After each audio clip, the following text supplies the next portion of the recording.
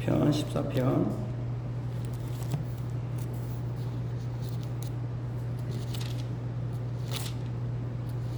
하나님의 말씀입니다. 하나님의 말씀 들으십시오. 다윗의 시 인도자를 따라 부르는 노래. 어리석은 자는 그의 마음에 이르기를 하나님이 없다 하는도다. 그들은 부패하고 그 행실이 가증하니 선을 행하는 자가 없도다. 여호와께서 하늘에서 인생을 굽어 살피사 지각이 있어 하나님을 찾는 자가 있는가 보려 하신즉 다 치우쳐 함께 더러운 자가 되고 선을 행하는 자가 없으니 하나도 없도다. 죄악을 행하는 자는 다 무지하냐? 그들이 떡 먹듯이 내 백성을 먹으면서 여호와를 부르지 아니하는도다. 그러나 거기서 그들은 두려워하고 두려워하였으니 하나님이 의인의 세대에 계심이로다. 너희가 가난한 자의 계획을 부끄럽게 하나 오직 여호와는 그의 피난처가 되시도다. 이스라엘의 구원이 시온에서 나오기를 원하도다. 여호와께서 그의 백성을 포로된 곳에서 돌이키실 때에 야곱이 즐거워하고 이스라엘이 기뻐하리로다. 아멘. 찬송가 시편 62편 1절에 3절입니다. 62편 1절에 3절.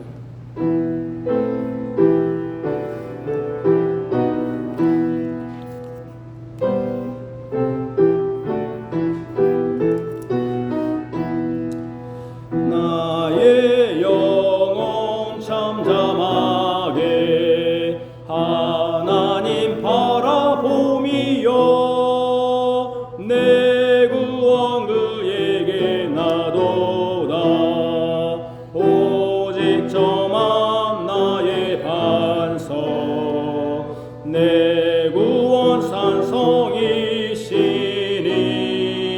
나 크게 요동치 않으리.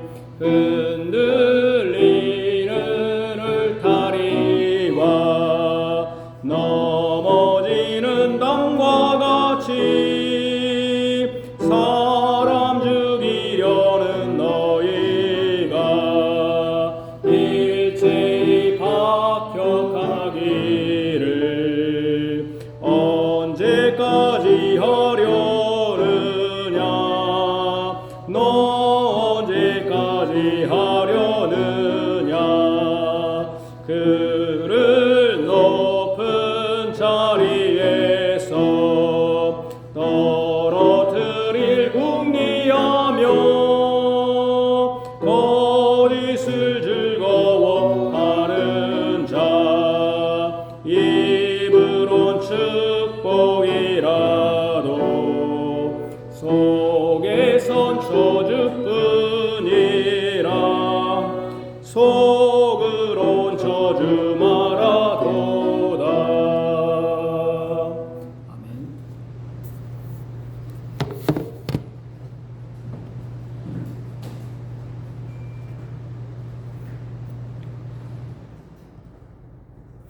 우리 구주 예수 그리스도의 사랑하는 성도 여러분, 우리는 지금 시편을 설교하고 있습니다. 이미 13편까지 설교를 들었습니다. 지금까지 데비드는 사람과 주체는 악인과 의인, 또 악인과 가난한 자들입니다. 그런데 14편에 어리석은 자라는 단어가 나옵니다. 이 어리석은 자의 생각과 행태는 이미 13편까지 등장한 악인과 다를 것이 없습니다. 이런 어리석은 자, 이는 어리석은 자는 악인이라는 것이고 악인은 의인의 회중에 들지 못하는 열매가 없는 바람에 나는 겨와 같은 존재들입니다. 어리석은 자도 악인과 같이 심판을 견디지 못합니다. 그럼 시편이 말씀하는 어리석은 자는 어떤 자이고 어떤 행태를 보이는지 저는 다음과 같이 제목과 내용으로 말씀을 전하고자 합니다. 오직 여호와는 가난한 자의 피난처가 되신다. 어리석은 자의 마음의 핵심 생각, 죄악을 행하는 자는 다 무지하냐? 오직 여호와는 가난한 자의 피난처가 되신다. 먼저 어리석은 자의 마음의 핵심 생각입니다.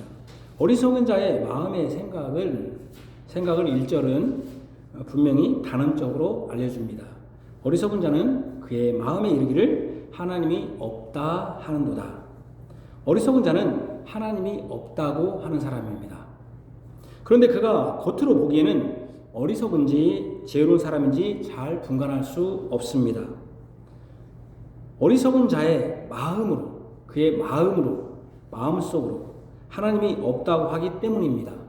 어리석은 자는 겉으로는 하나님이 존재한다고 여기는 듯이 보이지만 마음으로는 하나님이 없다고 하는 자입니다. 그렇다면 이 어리석은 자의 범주에는 언약 백성들과 자녀들, 즉 현재 교회 안에 있는 성도들이라고 불리는 사람도 포함될 수 있습니다. 겉으로는 하나님이 존재한다고 말하지만 마음으로는 실제로 하나님은 없다고 여깁니다. 이것을 우리는 실제적 무신론자라고 말할 수 있습니다. 실제 삶 가운데에서 또는 실제 자신을 주관하고 이끄는 것은 하나님이 아니라는 뜻입니다. 실제적 삶에서는 무신론자로 생활한다는 것이죠. 마음 깊은 곳에는 하나님이 없다고 여긴다는 것입니다. 그러니 어떤 일을 결정하거나 어떤 문제가 닥칠 때 그가 진정 하나님을 의지하고 하나님께 피하는 사람이라는 증거가 나타나지 않습니다.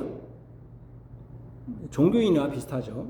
하나님을 믿고 하나님이 있다고 하는 것은 현재의 자신의 문제 해결에 하나님이 없다고 하는 것보다는 어떤 신적 존재를 믿어야 하기에 하나님을 의지하는 것일 뿐이지 실제 자신의 주인은 하나님이 아니라 자기 자신입니다. 그러니 실제로는 하나님이 없다고 하는 무신론자입니다. 겉으로는 그가 신실한 신자인 듯이 보일 수 있습니다. 마음속으로 그런 것입니다. 이 어리석은 사람은 시편에서 악인과 동일합니다. 왜냐하면 시편 4절에 악인은 그의 교만한 얼굴로 말하기를 하나님께서 이를 감찰하지 아니하신다 하며 그의 모든 사상에 하나님이 없다고 합니다.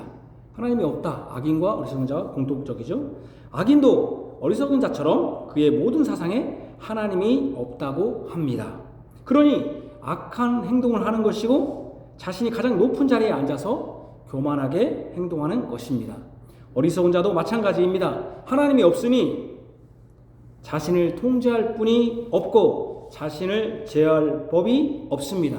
자신이 결정하고 자신이 선택하고 자신이 원하는 대로 행합니다. 문제는 자신이 선택하고 결정하고 원하는 대로 하는 것에는 그 어떤 것도 선한 것이 없고 의로운 것이 없다는 것이 문제입니다. 선과 의는 사람에게 속한 것이 아니라 유일하게 하나님께만 속한 것이기 때문입니다. 이렇게 말하는 분들이 간혹 있습니다. 저 사람은 참 선한 행동을 하는 사람이에요. 저 사람은 참 의로운 일을 많이 해요 하면서 선한 행실과 의로운 말과 행동을 칭찬하는 분들을 볼 수 있습니다. 믿지 않는 자들에게도 이런 사람이 많습니다. 물론 일반 은총 안에서 모든 사람들이 하나님의 형상과 모양으로 지음받았기 때문에 다른 사람보다 더 좋은 성격과 원만한 대인관계뿐 아니라 다른 사람을 돕는다든지 봉사한다든지 하면서 의로운 행동과 거룩한 생활을 할 수 있습니다. 그러나 그것은 사람들 사이에서 비교해서 저 사람이 다른 사람보다는 더 선한 행동과 의로운 삶을 산다는 것이지 완전히 의롭고 선하신 하나님의 관점에서 보면 다 더럽고 악한 것입니다. 그러므로 모든 사람은 다 악합니다. 선한 것이 전혀 없습니다. 그렇기 때문에 사람은 그 마음에 하나님이 없다고 생각하는 어리석은 사람이요 악한 사람입니다. 왜냐하면 자기가 어리석은 사람들은 자기의 어떤 의를 드러내려고 하기 때문에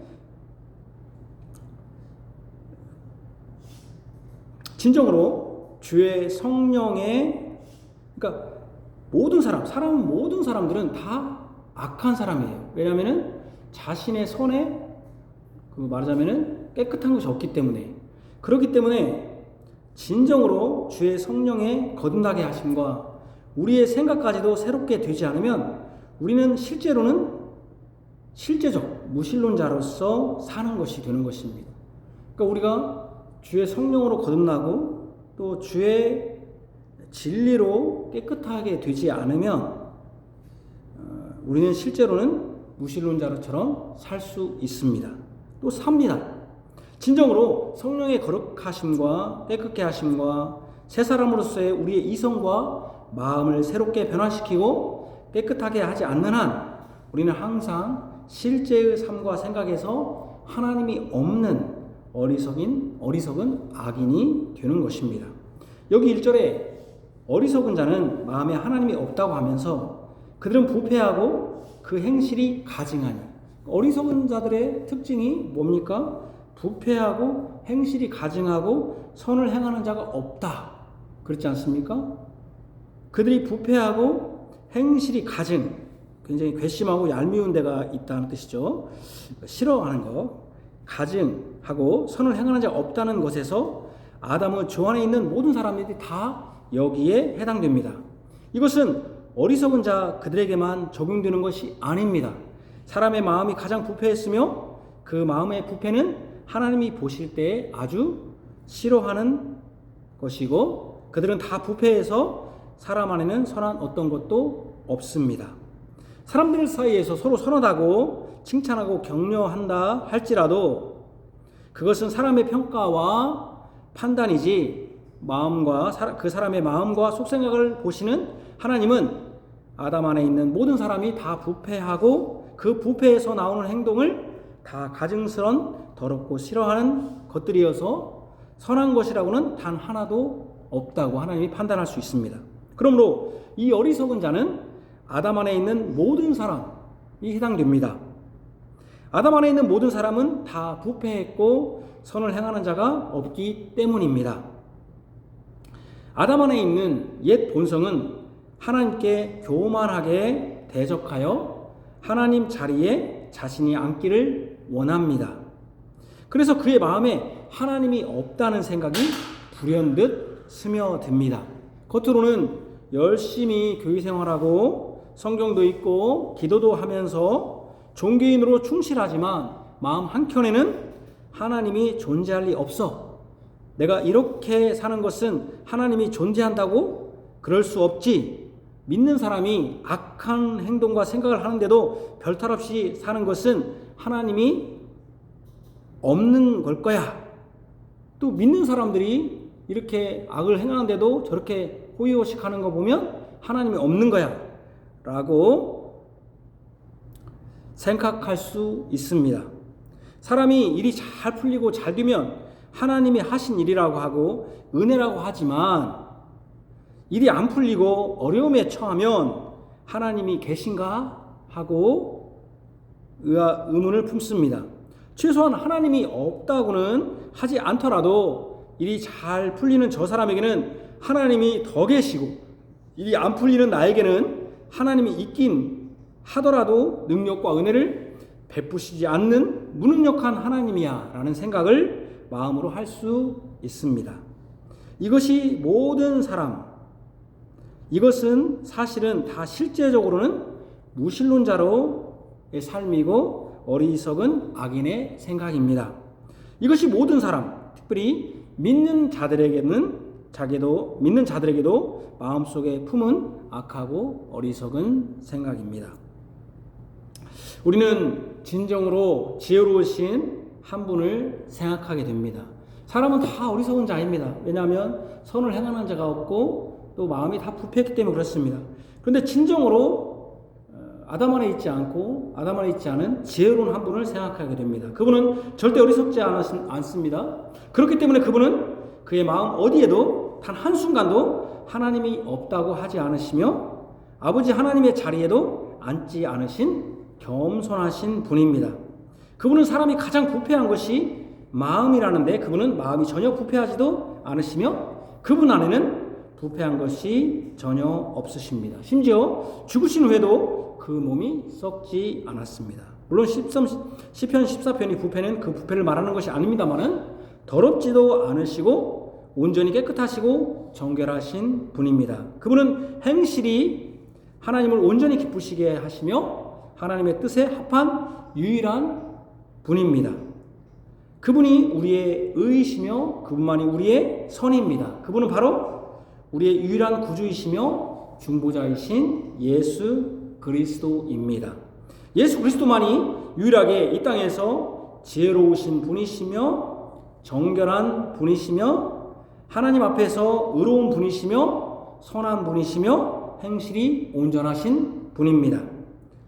우리의 어리석음과 부패성과 악함을 인정할 때 우리 안에 어떤 선한 것도 어떤 의로운 것도 없음을 깨닫게 됩니다.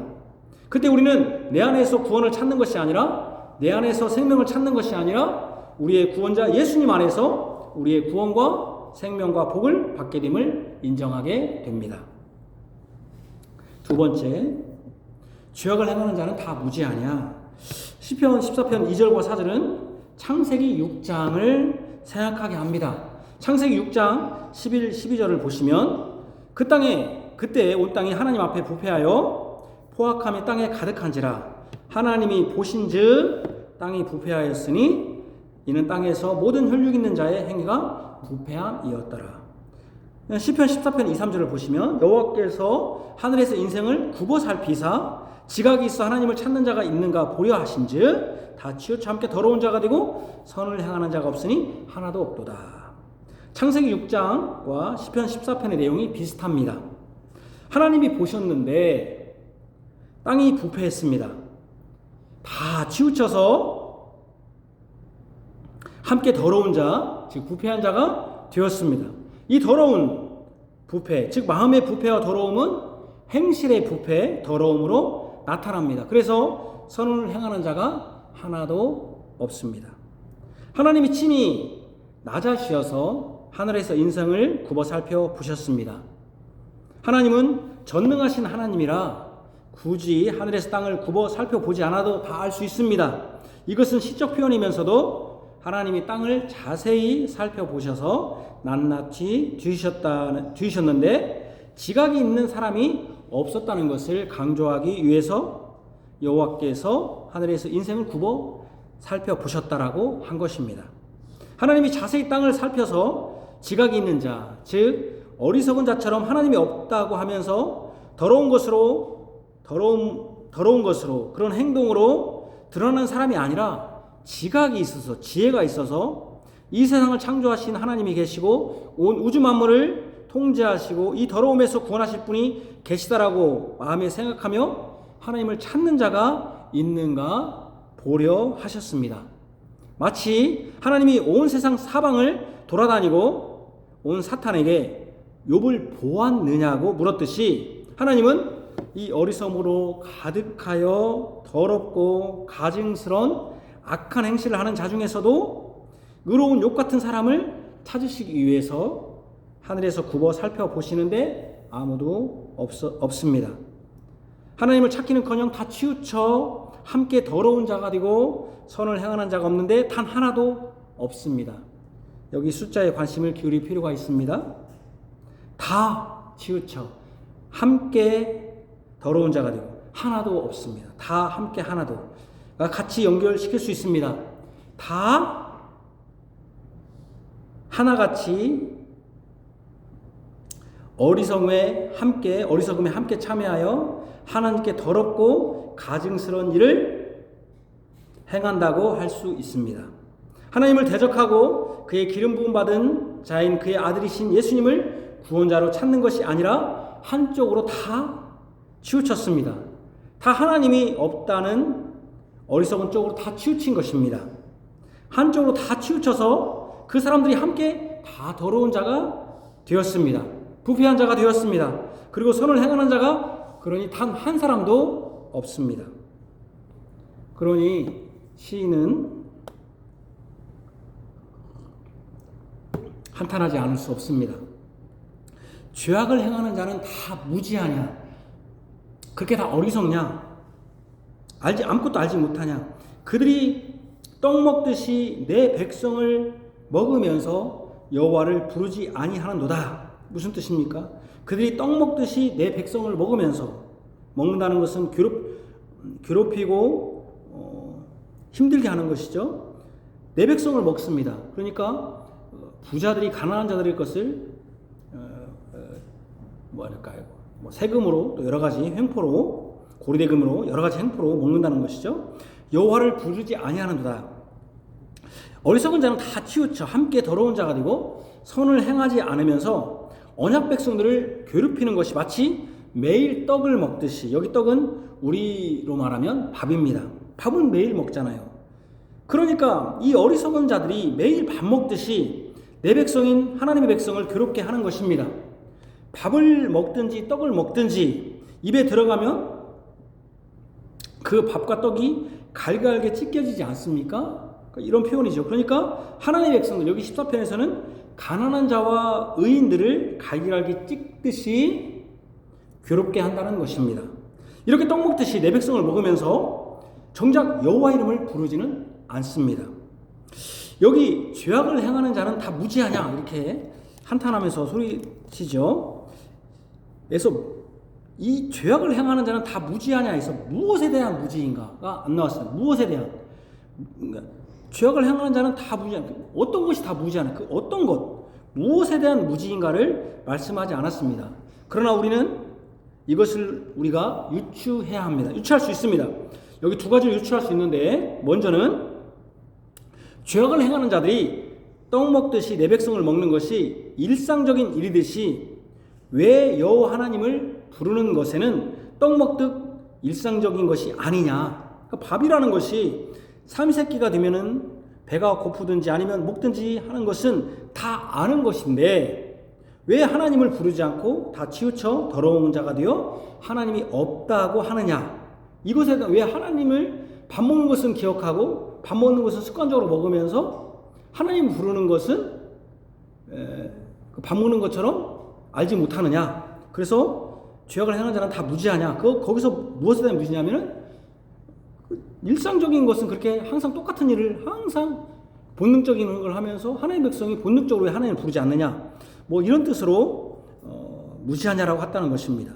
사람이 자신을 낳은 아버지를 무시하고 살면 호로 자식이라고 하지 않습니까? 그렇다면은 자신의 진정한 창조주 하나님 아버지를 모르고 무시하고 없다고 하면 호로 자식 아닙니까? 아무리 무식한 자라도 자신의 아버지는 알고 자신의 밥때는 아는데 하나님을 몰라서 부르지 않으니 죄악을 행하는 자가 다 무지하냐라고 할 수 있습니다.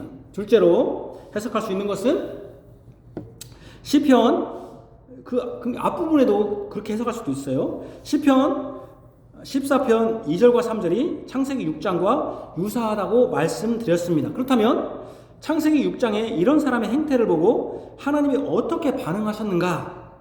5절과 7절을 보면 6장 여호와께서 사람의 죄악이 세상에 가득함과 그의 마음으로 생각하는 모든 계획이 항상 악할 뿐임을 보시고 땅 위에 사람 지으셨음을 한탄하사 마음에 근심하시고 이르시되 내가 창조한 사람을 내가 지면에서 쓸어버리되 사람으로부터 가축과 기는 것과 공중의 새까지 그러하리니 이런 내가 그것들을 지었음을 한탄함이니라. 11절에서 14절을 보시면 그때 온 땅이 하나님 앞에 부패하여 포악함이 땅에 가득한지라 하나님 보신지 땅이 부패하였으니 이는 땅에서 모든 혈육 있는 자의 행위가 부패함이었더라. 하나님이 노아에게 이르시되 모든 혈육 있는 자의 포악함이 땅에 가득함으로 그 끝날이 내 앞에 이르렀으니 내가 그들을 땅과 함께 멸하리라. 창세기에서 이미 하나님은 악을 행하는 모든 자들을 땅에서 다 쓸어 버리셨습니다. 멸망시킨 것입니다. 여호와를 부르지 않는 죄악을 행하는 모든 자들을 다 멸하신 것입니다. 이것을 죄악을 행하는 자들이 모르는, 너희들이 그걸 모르는 무식쟁이냐 한 것입니다. 이 두 가지 유추, 처음에는 너희가 밥 먹는 거, 이 밥 먹듯이 그건 자연스럽게 하면서 본능적으로 하면서 하나님의 백성이 왜 하나님을 부르지 않느냐, 이 첫 번째 유추. 너희들은 다 무지한, 그 무지한 게 어떤 게 무지하냐는 그 첫 번째. 두 번째는 창세기를 통해서 그렇게 어리석은 자, 하나님이 선을 행하지 않는 자들은 다 멸망했다. 이 두 가지 유추가 다 가능합니다.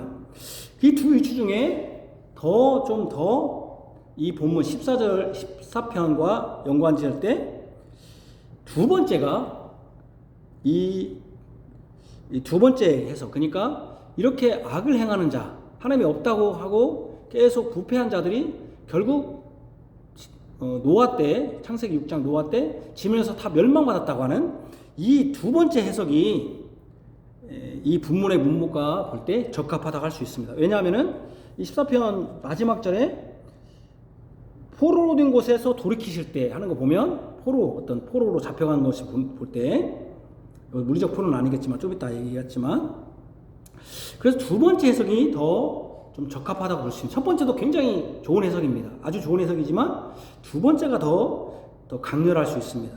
다 치우쳐 함께 더러운 자가 되고 선을 행하는 자가 하나도 없던 시대가 이미 있었습니다.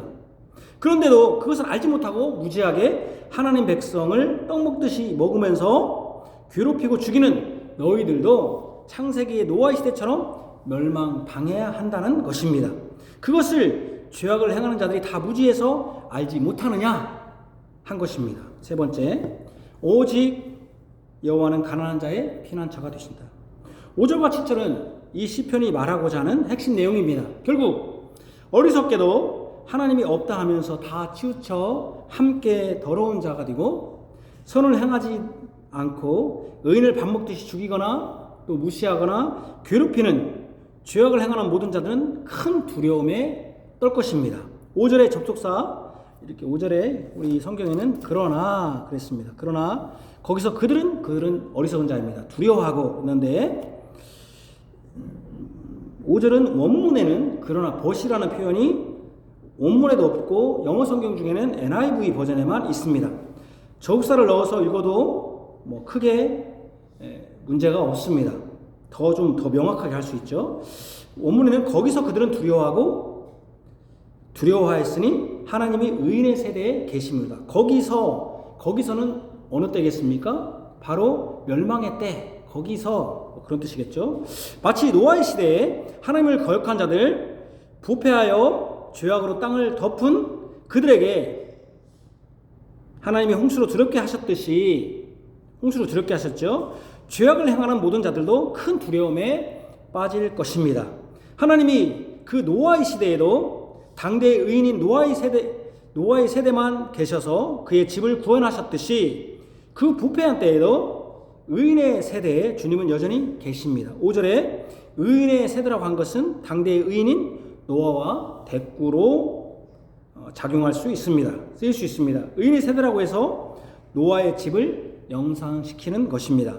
죄악을 행하는 자가 가난한 자의 계획을 부끄럽게 한다는 것도 가난한 자는 여기서 경제적으로 가난하다는 게 아니라 하나님을 의지하는 자 이런 뜻입니다. 심령이 가난한 자, 하나님을 의지하는 자. 그래서 여기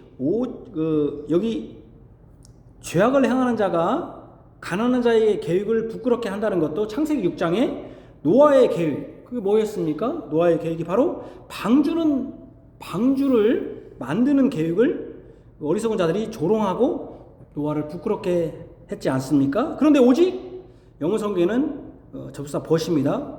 오직 여호와께서 심판하실 때 그 재앙으로부터 피해 여호와로 피난처가 된 사람은 의인 노아였듯이 심령이 여기 가난한 자의 계획, 그 다음에 여호와의 그가 피난처다.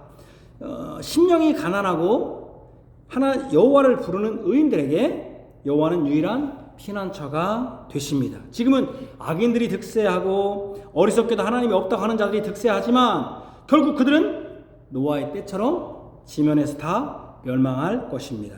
그 멸망할 때에 여호와로 피난처를 삼고 여호와께서 도우실 그들은 오직 의인의 세대이며 의인들입니다. 노아 때에 구원받은 자가 노아의 가족과 노아뿐이지 않습니까? 그러니까 연결이 되죠. 진정으로 다윗은 어리석게 하나님이 없다 하면서 죄악을 행하는 자들이 심판을 받을 것을 7절에서 분명히 합니다. 7절에서 그의 백성이 포로된 곳에서 돌이키실 때라고 한 것이 이것을 명확히 합니다. 포로된 곳에서 돌이킨다. 진정으로 구원은 여호와께 있습니다. 진정으로 구원은 시온에서 나오기를 원합니다. 시온은 바로 하나님이 좌정하신 성소, 이 법궤가 있는 곳입니다. 성전이 있다기보다는 법궤가 있는 곳이고 하나님의 통치가 시작되는 곳입니다. 여전히 하나님은 계시며 의인의 세대를 위한 구원의 일을 하십니다. 그분의 통치는 영원하며 그분의 구원은 온전하며 영원합니다. 죄악을 행하는 자는 하나님의 진노하심의 심판으로 멸망하게 될 것입니다. 그러나 의인의 세대에게는 오직 하나님께만 부르짖을 수밖에 없는 심령이 가난한 자들에게 자비와 사랑으로 피난처가 되시며 구원하실 것입니다. 이스라엘의 즐거움과 찬송은 하나님의 언약 백성인 그의 백성을 포로된 곳서 돌아오게 하실 때 그 절정을 이룰 것입니다. 여기 포로된 곳에서 돌이키실 때 야곱이 즐거워하고 이스라엘이 기뻐하리라. 그런데 여기서 잠깐 생각해 봅시다. 이 시의 시인은 다윗입니다. 그렇다면 다윗이 포로된 곳서 돌이킨다 한다면 바벨론에서 돌이키는 것으로 생각해서는 안 됩니다. 시인은 지금 자기가 포로된 곳서 돌이킨다. 물론 그가 포로된 곳에 갔을 때가 있었죠. 잠깐. 그것에서 말할 수도 있을 수도 있습니다. 그러나 그걸 단정적으로 말할 수 없습니다. 오히려 여기서는 어떤 장소적 개념보다는 이게 포로된 곳 바벨론에서 돌이키는 것은 다윗이 죽은 아주 오랜 지난 후에 있을 일입니다. 그러므로 여기서 포로된 곳서 돌이킨다는 것은 물리적인 보이는 어떤 장소나 지역, 나라에서 포로로 잡혀 들어갔다가 돌아오는 것을 말하는 것이 아니라는 것을 생각할 수 있습니다. 이는 시온에 있는 언약궤, 법궤가 하나님의 인재의 상징인데 그 언약궤가 시온에 있다고 하여서 하나님이 그 지역 시온에 한정되어 있지 않고 거기에 물리적 제한을 받는 존재가 아니기 때문입니다. 그러죠? 시온이 하나님 거기만 있다고 해서 거기만 다스리는 것이 아니기 때문에, 그러므로 이 포로된 곳은 시온과 대비되는 곳입니다. 시온은 하나님이 있는 곳, 그 포로된 곳은 그럼 뭐겠습니까? 어리석은 자들이 포로로 잡혀있는 하나님이 없다고 하는 그것. 시온은 장소적 개념보다는 하나님이 거기만 있다, 법궤가 있으니까 거기만 있다고 하는 장소적 개념보다는 하나님이 인재의 상징이 법궤가 있는 시온이라면 포로는 뭐겠습니까? 하나님이 없다라고 말하는 그런 어떤 것이죠. 어리석은 자들의 마음속의 생각, 어리석은 자들의 생각이 바로 포로인 거죠. 포로. 상징적 의미로, 물리적 어떤 장소라기보다는 시온이 어떤 그 장소가 시온이 하나님 거기 장소에만 있는 게 아니라 법궤가 거기 있다고 해서 했듯이 이런 걸로 생각해야 됩니다. 그래서 이 포로된 곳은 그래서 시온과 대비되는 것입니다. 시온이 물리적 제한이 없는 하나님의 임재 방식, 즉 하나님의 존재를 상징한다면 포로된 곳은 여기 시편 14편에서는 하나님이 없다는 것에 사로잡힌 어리석은 자들이 갇혀있는 영적 어떤 감옥, 영적 어떤 굴레, 그런 영적 의미로 해석함이 적절합니다. 이는 시온, 즉 하나님이 계신 것과 포로된 곳, 즉 하나님이 없다는 어리석은 생각과 사상에 갇혀 무지의 흑암에 사는 자들을 상징적으로 대조적으로 이렇게 대비시키면서 쓰였다고 해석함이 적절합니다. 시기 때문에요. 이 어둠의 무지 가운데 있는 어리석은 자들, 즉 하나님이 없다고 하는 자들을 잠잠케 하고 그들의 어리석음의 포로에서 건져낼 확실한 것은 무엇입니까? 바로 시온입니다. 시온이 있다. 하나님이 여기 법궤가 있지 않냐, 언약궤가 있지 않냐. 바로 하나님이 없다고 하는 자들을 잠잠케 하고 그들의 어리석음의 포로, 그 감옥에서 건져낼 유일하고 확실한 것은 시온입니다. 왜냐하면 시온에는 하나님의 임재한다는 건 있다는 거잖아요. 있을 제자잖아요. 임에서 존재한다. 임재의 상징인 언약궤가 있기 때문입니다. 시온에 언약궤가 있는데 하나님이 없다고 하는 자들은 얼마나 어리석은 자. 언약궤가 임재니까 있다는데 없다고 하는 자들은, 근데도 하나님이 없다고 하는 자들은 얼마나 어리석은 자들입니까? 하나님의 언약한 그의 백성들은 이 어리석음에 무지에 포로된 곳서 돌이켰습니다. 이것이 진실로 하나님의 은혜입니다. 이것을 야곱은 바로 하나님의 언약 백성 이스라엘을 상징합니다. 이스라엘이 즐거워하고 야곱이 그래서 기뻐하는 것입니다. 이전에 우리도 어리석은 자요, 이런 무지한 자, 그런 포로, 그런 감옥에 있었던 자들입니다. 하나님 앞에서 가증히 여김받는, 하나님이 굉장히 우리를 싫어하는 자들이었습니다. 노아 때처럼 심판의 대상이었습니다. 진노의 대상이었습니다. 우리는 진정으로 이스라엘파, 즉 언약 밖의 사람이었습니다. 우리는 죄와 사망의 감옥에 갇혀 포로된 자였습니다. 죄와 사망, 바로 사단에게 갇혀 있었습니다.